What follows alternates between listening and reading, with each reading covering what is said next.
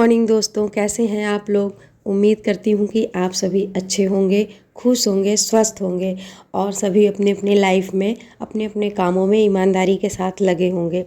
सुबह के 4:30 बज रहे हैं और मैं उठ गई हूँ क्योंकि आज मेरी है छुट्टी। तो मैंने सोचा कि मैं मॉर्निंग में ही अपनी जो पढ़ाई है उसे शुरू कर दूँ, क्योंकि आज का दिन जो है बहुत बिजी जाने वाला है। क्योंकि मेरे भाई की 25 अप्रैल को शादी है और उसके लिए कुछ शॉपिंग करनी है। और हम सभी इस मंथ के लास्ट वीक में इलाहाबाद जाने वाले हैं शादी में। तो पढ़ाई भी मेरी थोड़ी सी डिस्टर्ब होगी, फिर भी मैं शादी की तैयारियों के साथ उसे एंजॉय करने के साथ साथ अपनी पढ़ाई को भी जारी रखूँगी। ऐसा नहीं है कि मैं पढ़ाई को अपने ब्रेक कर दूँ, क्योंकि लगभग 15 दिन हम वहाँ रहने वाले हैं, तो बहुत ज़्यादा नुकसान हो जाएगा मेरी पढ़ाई का। तो मैं नहीं चाहती कि मेरी पढ़ाई पे कोई इफ़ेक्ट आए। तो बस मैं चाहे मॉर्निंग में या नाइट में कैसे भी करके अपना मैनेज करूँगी, लेकिन पढ़ाई तो मुझे अपनी जो रेगुलर वे में जैसे चल रही है उसे करना ही है।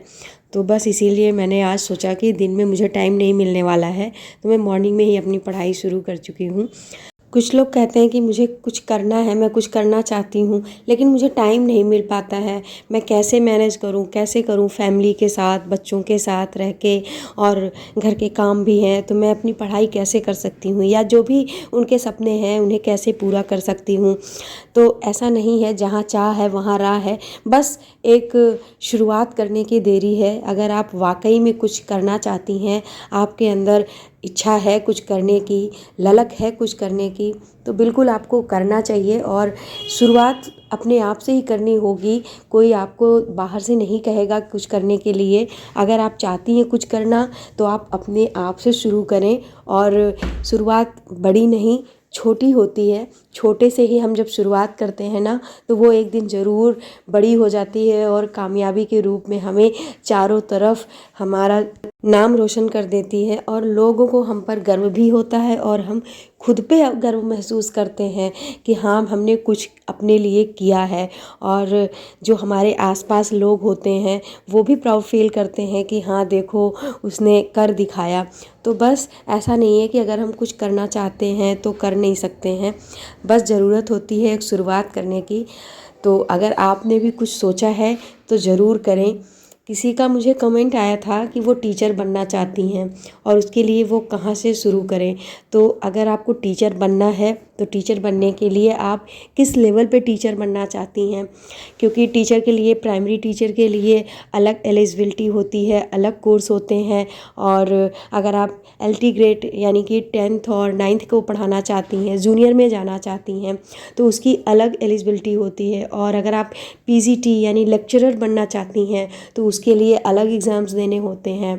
फिर उससे भी हायर एजुकेशन में आप जाना चाहती हैं, जैसे कि प्रोफेसर वगैरह बनना चाहती हैं, तो उसके लिए अलग होते हैं।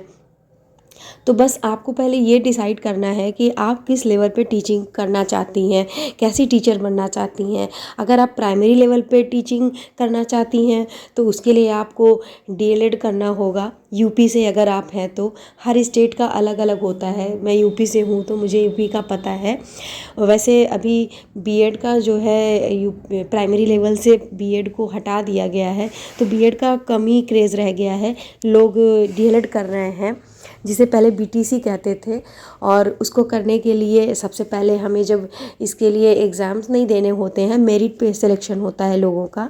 तो जब भी फॉर्म आए DLED के लिए, आप फिल करें और मेरिट के अकॉर्डिंग आपका सिलेक्शन होगा। हाई मेरिट वालों को गवर्नमेंट में मिल जाता है, डाइट होते हैं जो हर डिस्ट्रिक्ट में, वहाँ से आप वो कोर्स कर सकती हैं। अगर लो मेरिट होती है तो आपको प्राइवेट कॉलेज मिल जाते हैं और उसकी फ़ीस थोड़ा सा ज़्यादा होती है गवर्नमेंट के अकॉर्डिंग। बाकी जब आप DLED कर लेते हैं तो उसके बाद CTET या UP टेट, या जिस भी स्टेट में है तो वहाँ का टेट अलग अलग स्टेट का अलग अलग होता है। और CTET तो ऑल इंडिया में चलता है। और एक बार क्वालिफाई करने के बाद आपको ऑल टाइम उसकी वैलिडिटी होती है।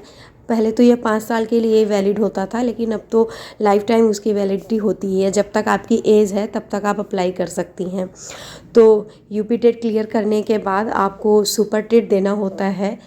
अगर आप यूपी में टीचर बनना चाहती हैं तो जब भी वैकेंसी आए, फिर उसके जब वो वैकेंसी आती है तो उसकी क्राइटेरिया भी अलग अलग आते रहते हैं कि कितने मार्क्स पे आपको क्वालिफाई करना है।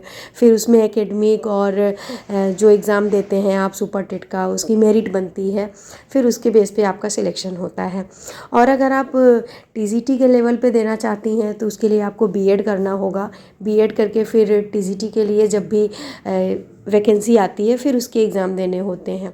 लेक्चरर बनने के लिए उसके लिए भी आपको एग्ज़ाम देने होते हैं, उसके अलग एग्ज़ाम होते हैं। और अगर आप प्रोफेसर बनना चाहती हैं तो उसके लिए आपको नेट क्वालिफाई करना पड़ता है, पीएचडी करनी होती है, जेआरएफ भी होता है। आपको एज और उसके नेट के परसेंटेज के अकॉर्डिंग सिलेक्शन होता है। तो बस अगर आप टीचर बनना चाहती हैं तो उसके बारे में सर्च करें। और भी ज़्यादा जानना है तो सोशल मीडिया पे तो सारी चीज़ें अवेलेबल ही हैं। आप यूट्यूब पे हर एक चीज़ जो भी जानना चाहती हैं आप सर्च करके जान सकती हैं। तो नेक्स्ट अब संडे को हम लाइव आएंगे और हर किसी की जो डाउट्स हैं या क्वेश्चंस हैं, जो भी प्रॉब्लम्स हैं, उन्हें कोशिश करेंगे कि कुछ हद तक सॉल्व कर पाएँ या कुछ सजेशंस दे पाएँ, शायद आपकी हेल्प हो पाए। और आप भी मुझे ज़रूर कुछ भी आपको अगर लगता है कि बताना चाहते हैं या कोई सुझाव है आपका, तो सबका स्वागत है हमारे चैनल पे। आप ज़रूर आएँ और हमसे बात कर सकते हैं आप। और मुझे बहुत अच्छा लगता है कि आप हमसे जुड़ते हैं और अपनी बात रखते हैं, चाहे वो कमेंट के थ्रू या लाइव जो भी हो। और बहुत ही मुझे अच्छा लगा इस बात का कि कुछ लोगों ने मुझे जो सजेस्ट किया कि हाँ आप संडे को लाइव आएँ। और किसी का कमेंट आया था यूपी पीसीएस की तैयारी हम कहाँ से करें।